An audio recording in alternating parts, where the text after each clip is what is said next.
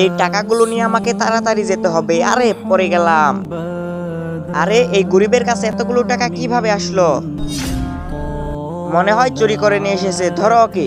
আরে সর্বনাশ, তাড়াতাড়ি আমাকে এখান থেকে পালিয়ে যেতে হবে, নয়তো ওরা আমাকে ধরে ফেলবে।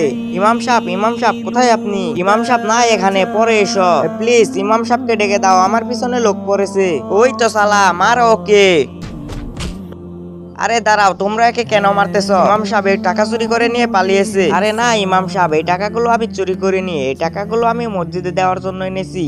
কিন্তু তোমার কাছে এতগুলো টাকা কিভাবে আসলো? এই টাকাগুলো আমি দিনরাত অনেক কষ্ট করে ইনকাম করছি। আগে তুমি শয়তানকে বেশি ভালোবাসো না আল্লাহকে বেশি ভালোবাসো? যদি আল্লাহকে বেশি ভালোবাসো তাহলে ভিডিওতে লাইক দিয়ে চ্যানেলটি সাবস্ক্রাইব করে দাও। আর যদি শয়তানকে বেশি ভালোবাসো তাহলে লাইক সাবস্ক্রাইব করার দরকার নাই। কিন্তু এই টাকাগুলো তুমি মসজিদে কেন দিতেছো? ইমাম সাহেব, আমার এই দুনিয়ায় কোনো ঘর নেই, আর আমি চাইতেছি যে আমার এই টাকাগুলো মসজিদের কাজে লাগিয়ে আমার জন্য জান্নাতে একটি বাড়ি বানিয়ে নিতে। এটা তো অনেক ভালো কথা, দাও এই টাকাগুলো আমি মসজিদের কাজে লাগাবো। ভাই তুমি এই দুনিয়ায় একটি ঘর বানাও, আমি তোমাকে 1 লাখ টাকা দিব। আর ভাই আমিও তোমাকে 1 লাখ টাকা দিব। আর ভাই আমি তোমাকে 50,000 দিব।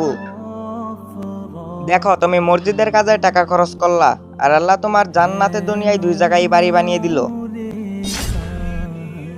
হে আল্লাহ, তুমি সত্যি মহান।